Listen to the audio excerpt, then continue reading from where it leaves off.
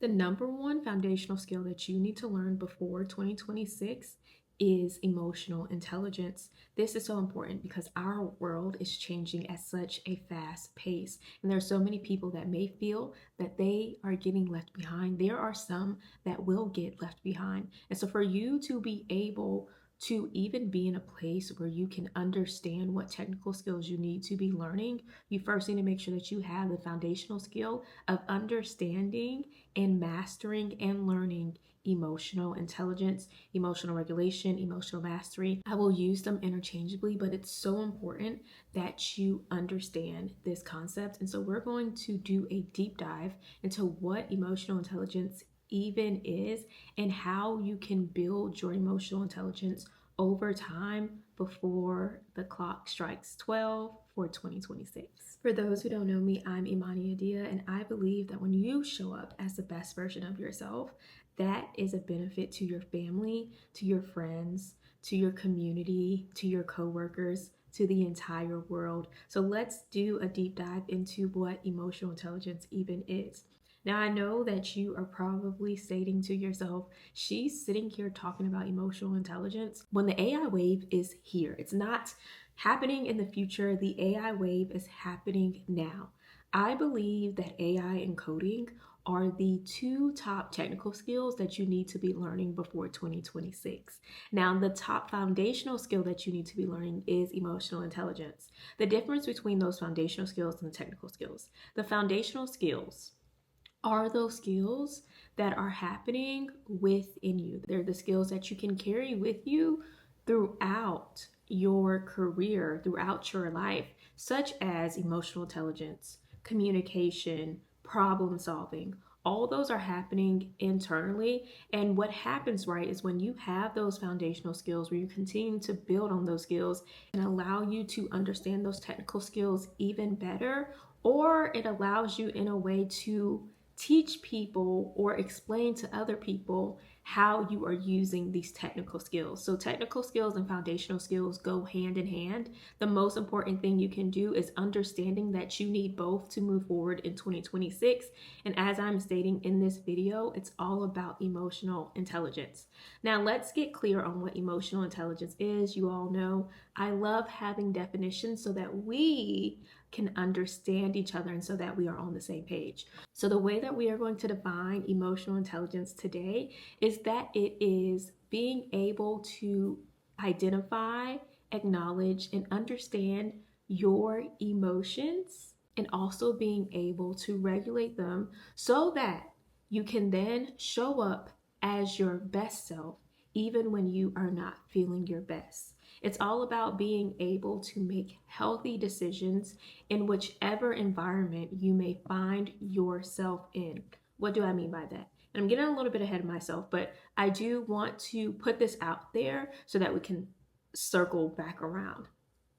When people, right, are in their jobs, which the research has shown you, the average person spends 90,000 hours over their lifetime at work. So keeping that in mind, we spend a lot of time in our careers, at our jobs, in our work. And so with that being said, we are still human. And so things are going to happen at our jobs, things are going to happen in our lives.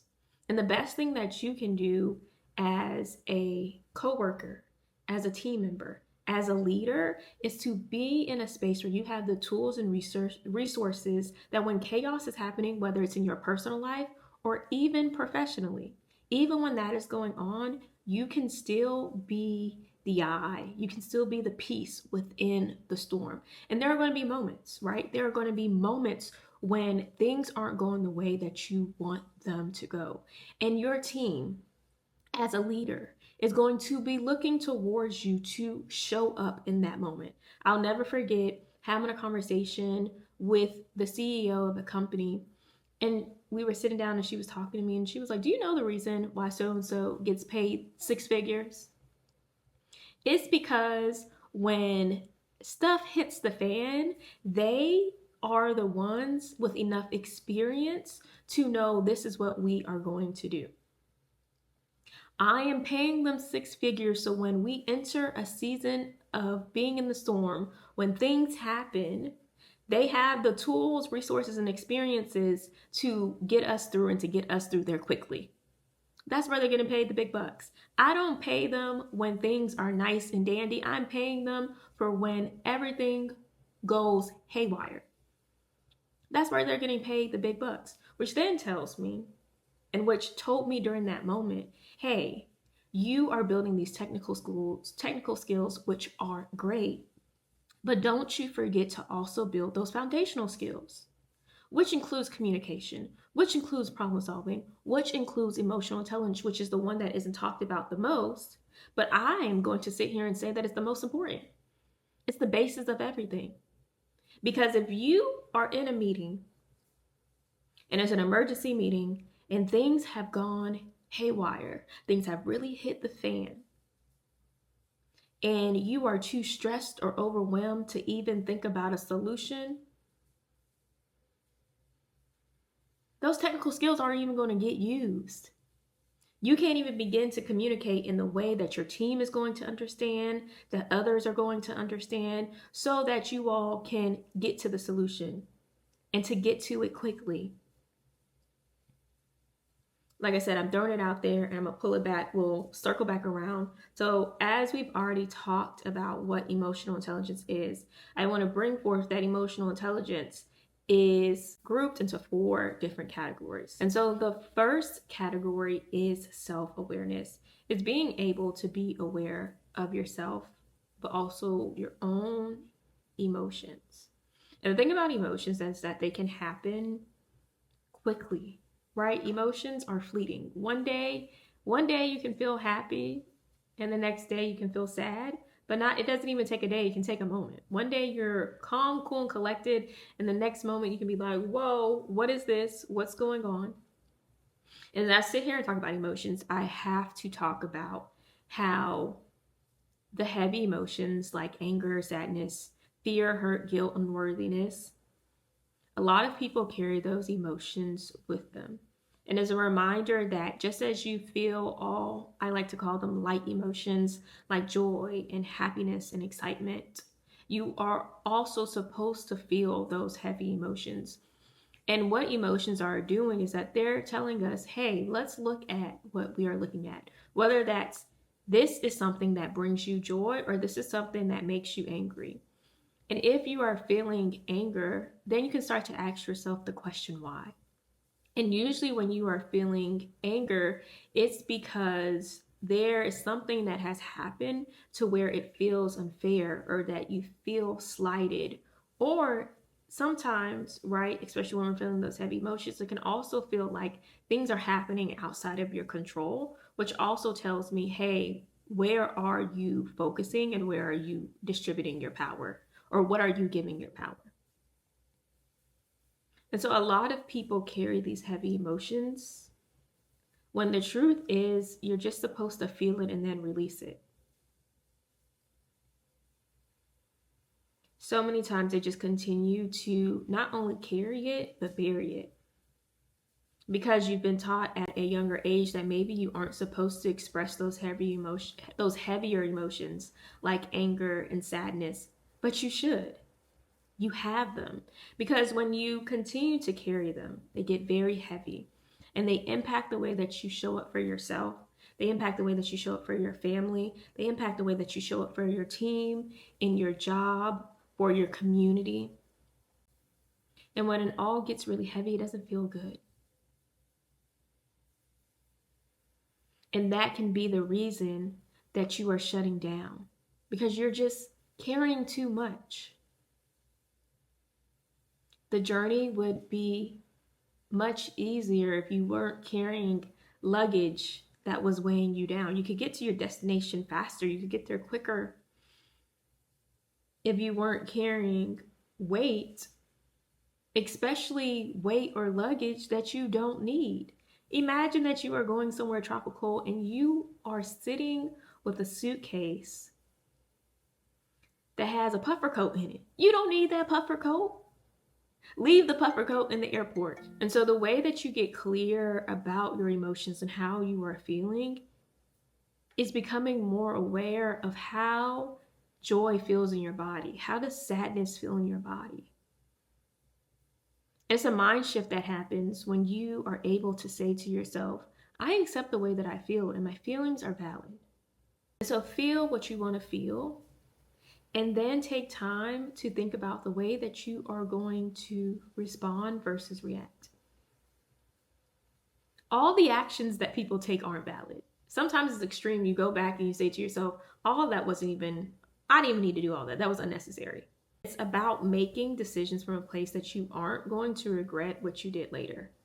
And so that's where response comes in, and being able to stop and pause and reflect. And so this self-awareness is going to be key for you as you continue to learn to master emotional intelligence.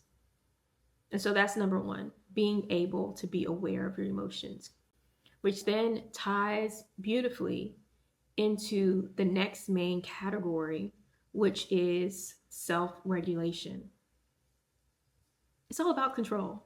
Somebody cue Janet Jackson, control, because literally that's what it's about. It's about you regulating how you feel and how you respond to situations that are going on. Let me tell you what a lot of people do. They have one bad moment during the day where they feel like crap, where things don't go the way that they wanted them to go, and they continue to play it on a loop over and over and over again. If you spilled coffee at 8 a.m. in the morning on yourself and it completely sucked, it did feel bad because that's not the way that you wanted to start your morning. And then you go into your building and someone asks you, how's your day going? And you say, it's going awful. I feel awful because I've spilled coffee on myself. And then you're in your meeting an hour later and they ask, well, how's your day going? And you go back to, oh, it's been a crappy day. I feel crappy because I spilled coffee on myself. And you continue to tell that story throughout the office over and over and over again. Yes, you're going to have a crappy day then. Yeah, you're going to have a crappy day. But the reason why you had a crappy day is not because your day was actually crappy. It's because you decided to focus on that one moment that didn't go your way. You are in control of your emotions. And so if you don't want to feel crappy, then don't continue to play a loop of crappiness, or reframe the coffee. I do it all the time. And someone can call me delusional. It's the same thing I do with my clients. Let's reframe whatever happened. Because I believe the world is always working for our good. That's the mindset shift. The world is always working for me. And so maybe that coffee spilled on you and you had to take extra moments to clean yourself up. And maybe that saved you from an accident.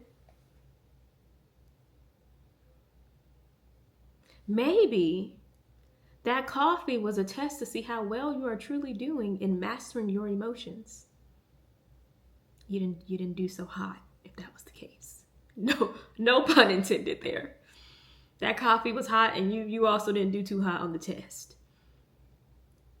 Everything is always happening for my good. And if I sit here and I say, I want to show up as the best version of me, I want to show up as the best leader that I can be for my team, then you are going to have moments where you are going to have to show up and really put it to the test. And so, yes, I'm delusional, but you know what the response could have been when you entered the office and someone asked you how your day was going? Had a little coffee spill this morning, but I am so excited about the meeting that we have at 10 a.m. Can't wait to get into it and do whatever we're going to do. This is especially important for people who are leaders. Especially important for people who are leaders. You bring the weather to the room. You bring the weather. You set the tone. And so if you're bringing in your crappy mood of, oh, things didn't go right this morning into a meeting, people are going to feel that. Because subconsciously, that could interfere and also affect the way that you are showing up in the meeting. But you don't even think about those things. But here I am bringing the information to you. Here you are learning and being hyper aware of the weather that you are bringing into the office. Emotional intelligence is the advantage. And there is so much more good that will happen when you have it in your toolkit than when you don't have it. You can put it into practice each and every day. Look for moments to be a better version of yourself. Look for moments where you may be tested. Because when things truly hit the fan, you don't want to be asking yourself or saying to yourself, oh my goodness, let me try to now breathe deeply and remember to pause. And no. It needs to be something that's already ingrained in your subconscious and part of your patterns where you know, okay, I feel the stress rising up in my body. And before we even go there, I'm gonna stop. I'm gonna pause. I'm gonna breathe. And I'm ready to go and look for the solutions because it's going to happen. Until next time, go be limitless.